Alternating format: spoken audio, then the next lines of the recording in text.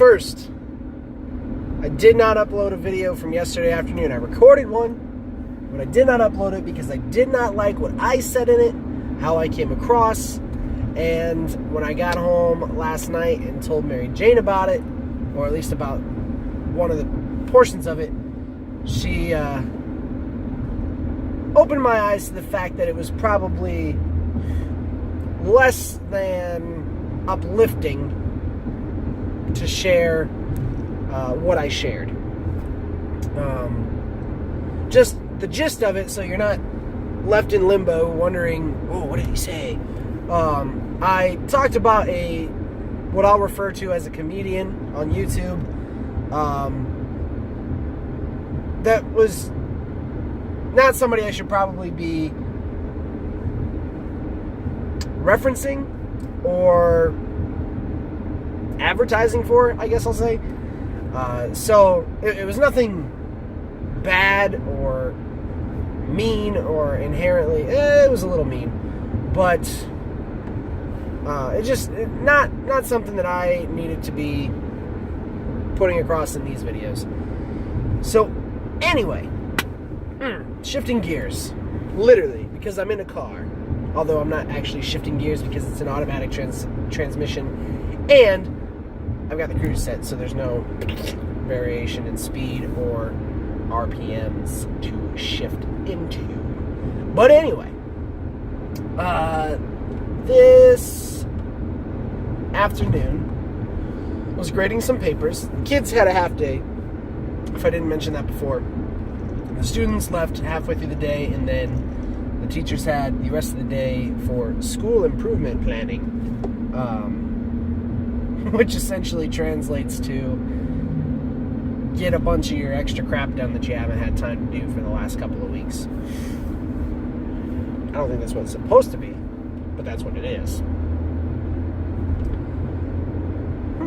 So, I was grading papers. Get caught up. Midterms are coming up, so I need to get some grades in and update all those things.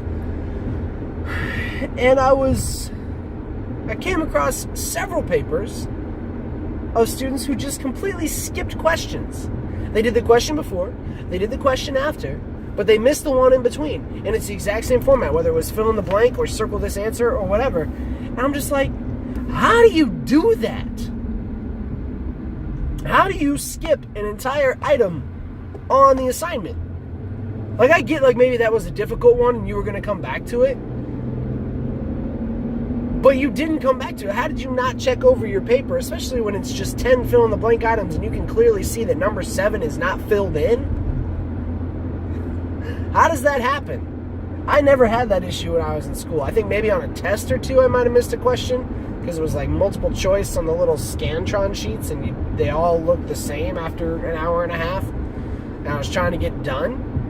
But you had a full 24 hours, 18 hours to get that page done, and it's 10 fill-in-the-blank questions. One, there's a word bank at the top, so how did you not notice you didn't use all the words? And two, you had left a line completely blank. At the very least, when you go to hand it in, like, your eye should catch, like, oh, that one's not filled in. Oops. I don't know how that happens. It's mind-boggling to me. And the student will get the chance to correct it because I'm a nice guy and I want my students to feel successful. I want my students to be successful. I don't just want them to feel successful. And so I want them to complete the work in order to be successful in that completion. Whether it's correct or not remains to be seen. But I want them to be successful in the completion of the assignment so that eventually they are successful in the content of the assignment. Come on. You know what really aggravates me? When a semi-truck can move over and doesn't. I already talked about semi-trucks. Moving on. So, to miss an item entirely, he also caused me to run over something just a second ago. I don't know if you heard it go dunk, but it did. So that's annoying too. So how do you miss something entirely? I don't know how that relates to life in general as just a human being who wants to be complete, feel complete, come across as complete in any aspect, physically, mentally, spiritually, socially. You want to feel a sense of completeness, and if you're missing something, you're going to realize it. Like physically, if you're missing a finger, just suddenly one of your fingers lops off and you're missing it completely, you're going to notice. Right? You're not just going to go about the rest of your day as if nothing's wrong or nothing happened. Happened with a D, not happened. Sometimes I misenunciate my words. Or mentally. Like all of a sudden you just forget your sister's name. Like you show up to Christmas dinner or family reunion and you're like, oh, it's so good to see you, bleh. You're going to realize that. Or socially. You just forget how to give a handshake. Like you start to go in for it and then you're just like, pfft. Like your hand just flops around there. Again, you're going to notice that. Spiritually.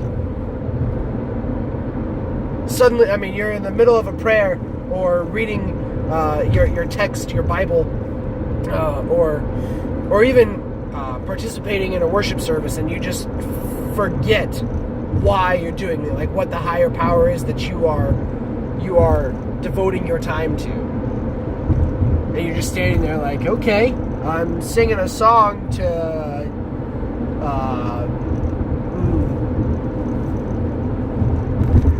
like you realize that things are missing. So why is it any different to miss something on an assignment or at work or leave something out and you don't realize it? How are those things not as important as other aspects? So I guess that's what I want to focus on for the next however long, is giving due diligence to all aspects of your life. Like, yes, obviously you can prioritize things, and some things take precedence over others.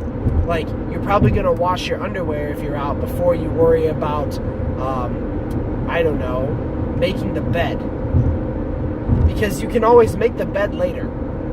But if you're out of clean underwear, people are going to notice that you stink. So yeah, you're going to prioritize those things. And those are within certain aspects of your life. But the physical, mental, spiritual, educational, fill in the extra all of your life, if it's missing in or lacking in an area, you're not going to feel complete. Right? So how do you prioritize that? How do you give an equal amount of yourself to everything that you're doing? Well, first you stop adding new things. Like, master the areas of your life that exist now before you add more. And sometimes we can't control when we add more. Like, if you're at a job and your boss gives you new something to do before you've completed the other task, you have one of two options. Maybe three. You can either say, okay, boss, and immediately just dive into that new thing, forgetting everything else behind you. Yes, my hands are off the wheel. Ah! Or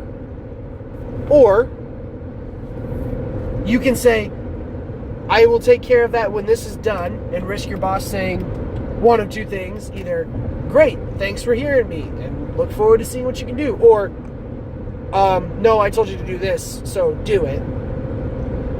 Or I suppose you could try to tackle both tasks at the same time, which I guess is what I'm saying makes our life complete, is when we tackle everything at the same time. But that's not exactly what I'm trying to get at. I'm not saying you should try to do everything all the time to 100% of its capacity. I'm saying you give equal precedence to all areas. So maybe that's not 100% to everything. Maybe it's 80% to everything, or 40% to everything. Whatever is going to make your life feel the most complete while still accomplishing all the tasks that we as humans have to accomplish. This entire talk makes no sense at the ground level. But I know what I'm saying, and so that's all that's really important, and I'm going to do my best in the next few minutes to try to explain that. So in the physical sense, maybe we don't all have time to go to the gym for 3 hours a day, 6 days a week. But we all want to be reasonably healthy, right? I think so. We all like to live a long, healthy, happy life. And some people go through their entire life weighing 300 pounds of nothing but body fat and, to all intents and purposes, being totally healthy. I mean, yeah, it's not healthy to weigh that much, but you don't have any, debilitating bone distress or nasty cardio messes, or your lungs are operating at full capacity. Like, maybe you're overweight, like grotesquely overweight, but you're still totally fine at the very base level. And maybe you spend the 3 hours in the gym every day, 6 days a week, and you contract cancer. Contract? Contract, is that the right word? I don't think you contract cancer. Maybe you end up with cancer in some way. But you've led a physically healthy life. So, no, we can't all say, yes, we have to work out and exercise all the time in order to be physically complete. Maybe that's not you. But if you feel complete by eating an entire bag of puffy Cheetos in one sitting, the Facebook people will know what I'm talking about, then so be it. I wouldn't suggest doing it every day. But if it's not harming you or causing you physical distress, then why not do it? Something's either on fire or I don't know what right here. I don't know why this guy's got his turn signal on either. There's nowhere for him to go. Alright.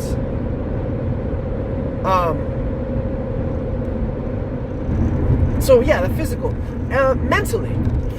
Maybe you've graduated high school, maybe you've graduated college, maybe you've gone on to a higher degree, beyond a bachelor's. Maybe you're reaching for a master's or a PhD in something. Maybe that's you. Maybe that's what you need to make your mental life complete. Your educational / mental / academic. Like, I'm going to lump all those into one thing because they can all kind of universally be exchanged. Maybe that's you. Maybe you're totally fine with dropping out of school your sophomore year of high school and going into a trade. If that makes your life complete, great. And that might, if it's physical enough, substitute the going to the gym 3 hours a day. If you're laying shingles down or building houses or shoveling gravel all day, you probably don't need to go to the gym. So your physical and your mental life have then matched up, and that's what I'm saying, is find a way to match all of those things or make them work together to complete your self-worth, your life. Like, I'm not saying your life will be complete if your job matches up with working out. Okay? But there's got to be some way for you as an individual to know what your needs are, meet those needs, and then start to satisfy the wants. If you start to try to satisfy the wants before your basic needs are met, then it's not going to happen. I want a 50-inch flat screen TV, but I need to buy groceries every week. So if I went out and got the TV, just paid cash flat out for it, threw $800 at a new TV, that's 10 weeks worth of groceries. I don't think I can go 10 weeks without eating. Last time I tried, it didn't turn out so well. I'm kidding. Never gone 10 weeks without eating. It's ridiculous. So, That's prioritizing needs versus wants. And I think that's probably what the completeness is I'm talking about. I think. I don't know. I'm completely spitballing here.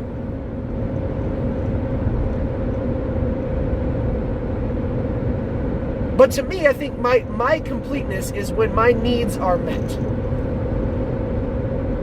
And part of my individual needs is meeting the needs of my family.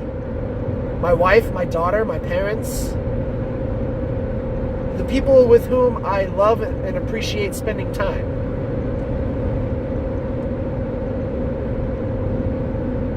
That meets my needs. That fulfills my needs and makes me feel complete, both inwardly and outwardly. If I was just looking out for wants, things that I want,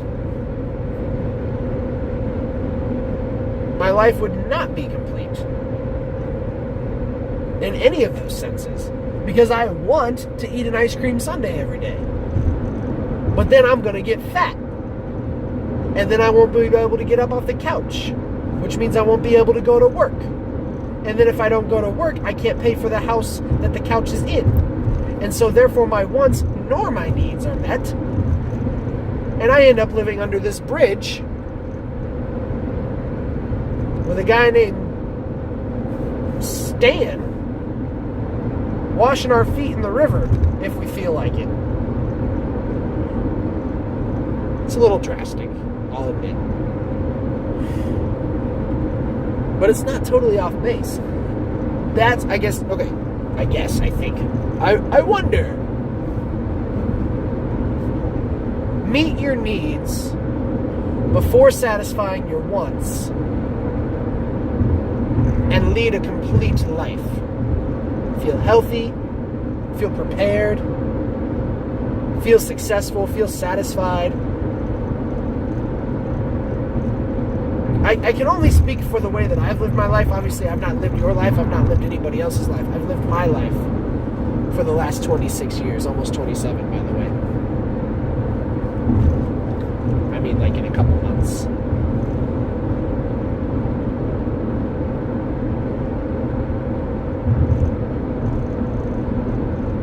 So yeah, meet your needs. I think through that, you'll probably find that you're satisfying your wants as well. And you'll probably feel more complete. And maybe that's why the kid forgot to do the number on the assignment. That maybe that's why it wasn't complete, because his needs are not being met, either by me or by the people he's living with, or even any number of contributing factors. Maybe that's the case. Or maybe he satisfied his want to play video games and therefore didn't do what he needed to do on the assignment. Ooh, you see how I related that all together there? Wasn't trying to. It just worked. I'll see you in the morning.